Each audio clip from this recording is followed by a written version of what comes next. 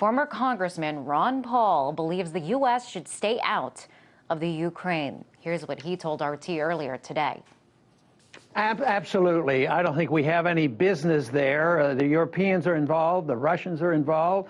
I think it would be nice that we consider the Ukrainians. It's their civil strife, their civil war, and deciding who's going to run that country should be left to them. Unfortunately, others get involved, and it seems like it's irresistible for the United States to be involved.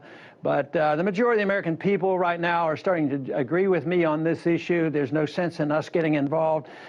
We certainly don't want to send troops in. Right now, we're out of money. So this idea that we're going to start bailing out Ukraine is a total nonsense. I don't see how we can afford that, nor should we do it. Speaking of a bailout, the EU, the news today, is offering $15 billion in aid to the Ukraine. What do you think about that? Is that the right move? Well, I think that's silly. I think it's just as silly as if we offered it, because in many ways that's what we're doing. We're offering it because the dollar still is pretty strong compared to other currencies. The Europeans right now have to bail out some of their own countries like Greece and Italy and places like that. They have to go and borrow the money. We're very much involved. I think their main goal is to bail out the banks, because I'm sure the Ukrainians owe a lot of money to banks, so that's why there's an interest involved. But if $15 billion is coming from the EU, it's also coming from the United States. They're probably also talking about the IMF. And the money's just not there. It makes no sense whatsoever. It just props up bad investments. And, you know, the one irony of all this is, let's say they do send some money to Ukraine, and the EU and the United States are supposed to be fighting with Russia right now. Well, who knows? Maybe the money will go to the Ukraine and they'll pay their bills and pay for the gas that they're getting from Russia. So that would be one irony, and maybe the bankers have that set up. But the whole thing makes no sense whatsoever from an economic viewpoint, from a political viewpoint. It's always vying for controls, and I think that's what's going on. Certainly, the EU, the U.S. sees some value in doing this if they're going to make this kind of contribution. I want to ask you, I mean, what do you think America's interests are in Ukraine? Okay, American interest in the Ukraine, of course, I think it's financial, and it's control. It's which way Ukraine's going to go. Is it going to go east or west? And they don't believe in self-determination. They always want, America always wants their hand in things. They have an empire to build and defend. And I think it's a mess. I don't think we should have an interest. If we did, it should be that we should encourage the Ukrainians to solve their problems. And once they have a government, we should be open to working with them and talking with them and being friends with them and trade with them.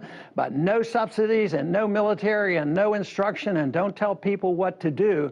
That's how we've gotten ourselves into so much trouble. And this whole idea that it's argued that we have to, that the Russians are being blamed for violation of sovereignty. Well, that may be up for an argument, but for us to lecture anybody about violating sovereignty, what about the sovereignty of Iraq and Afghanistan and Yemen and North Africa? And we're constantly being involved, Pakistan, and the use of drone missiles. So I think that what I'm talking about is completely opposite of what the Republicans and Democrats have talked about, of this intervention, this compulsion to be involved and to expand and protect the American empire. That's where we're getting into trouble, and I don't see any benefit coming from us trying to tell other people what to do. I don't think it's good for our national security, and it certainly isn't good for our financial security. Mr. Paul, some conservatives say the president looks weak right now, that he's not being tough enough when it comes to Russia. What do you say to that very vocal part of the Republican Party? You know, I hear that he's looking weak. I happen not to be a fan of the president, but if he wants to back off, and that is his goal, they said the same thing about him when they said he looked weak because he didn't end up bombing Syria. and for whatever reason, he backed off, mainly because the American people said, don't do it. But I think I don't consider that weakness. Sometimes it takes strength to stand up against the bullies who want to go and bomb people and believe that's part of our foreign policy. So I don't think it has anything to do with weakness and strength. I think it takes a lot of strength and courage to resist those people who pressure, whether it's from the military-industrial complex or for some other special interest that we're supposed to be engaged. So if he were truly backing off, I would say that takes strength. I don't think it's quite that clear because so far under this administration there has been a lot of intervention involved, the use of drones and our presence in Afghanistan. So I think it's a false idea to condemn the president because if he doesn't want to take a risk in going into an unnecessary war, I don't consider that a sign of weakness. Mr. Paul, your position is very clear. You advocate small government, anti-intervention is what you advocate. And another congressman that advocates that is former Fox News Congressman Dennis Kucinich, and he went on Fox News last night and discussed this conflict in the Ukraine. I want to take a listen first to what he said on the network last night. The U.S. has been involved covertly and behind the scenes with the CIA, with the National Endowment for Democracy and USAID to stir up trouble in Ukraine. Just want to ask you to respond to that. Well, I didn't quite get all of that, but he said something about the CIA and others stirring up trouble, and I think the gist of that is something I would agree with, because, you know, we have special forces and the CIA involved in a lot of countries. We have 800 bases around the world. We're in 130 countries. We're always involved, it seems, in somebody else's election, and we preach democracy. We finally got democracy, theoretically, you know, in Egypt. There was an election, and of course, we didn't like the person they elected. So we said, let's go back to the military. So I don't like hypocrisy, and I don't think Dennis Kucinich likes hypocrisy. For us to preach one thing, and at the same time, behind the scenes, we're doing things to stir up trouble for many, many different reasons. Now, I know that you say that Ukraine has the right to self-determination, that they should figure out that this is their conflict and they should work this out on their own. You think that the U.S. should stay out. What do you think we should do in light of current events? What's happening over there with Russia invading? I mean, how do you think the U.S. should respond to that action?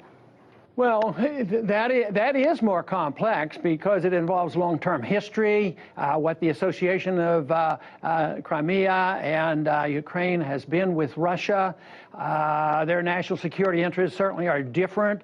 I would think that sometimes they say the accusation now is Russia's position is, you know, so aggressive and so horrible. But I was wondering whether he might not have said, well, why don't we just ask George Bush what would he do if somebody did this to Guantanamo? You know, maybe they want to protect the base in Guantanamo. How would we react? And so I don't see that. But that doesn't mean that I endorse it. The convenient part about a non-interventionist pro-American foreign policy is that I don't have to make that determination because it is complex. But I do know that the people more local have more to say about it. Just geographically, I would assume that the Russians have a more justification being concerned about what's happening in their naval base in the Crimea as compared to United States. And for this reason, I think that there's the more the outsiders stay out of it, the fine. It would be nice if I could wave a wand and I tell the Russians, okay, just let the Ukrainians decide what they want to do, and the Europeans and the Americans walk away from it. Fine and dandy, but that's not likely to happen. The only thing that I might have an influence, even though I'm not an official in government anymore, my advice would be that we should stay out of it and not be a participant. If the Europeans want to negotiate and deal with Russia, I think that's in their backyard. But theoretically, I like small government, small units of government, and self-determination. And if you had a referendum referendum reflecting that, you might end up with 3 countries over there, maybe loosely tied together. Maybe they would have a confederation, but maybe you would have an East and West Ukraine, and you might have Crimea, and they could go their own way. I would think that we should always like to see smaller units of government. I loved it when the Soviet Union broke up, when 12 other countries just, seceded from the Soviet Union. So I want the right of secession and the breaking up and self-determination, and emphasize local government, and the world would be better off for it. Unfortunately, money and politics and banking interests and militarism get involved, and they get to control the strings of government, and the people lose out on these issues. So often the people who have to fight the wars and die in these wars, they are the victims. So it's the restraint of big government that is my goal. I think we would have less of these kind of problems around the world. That was former U.S. Representative Ron Paul.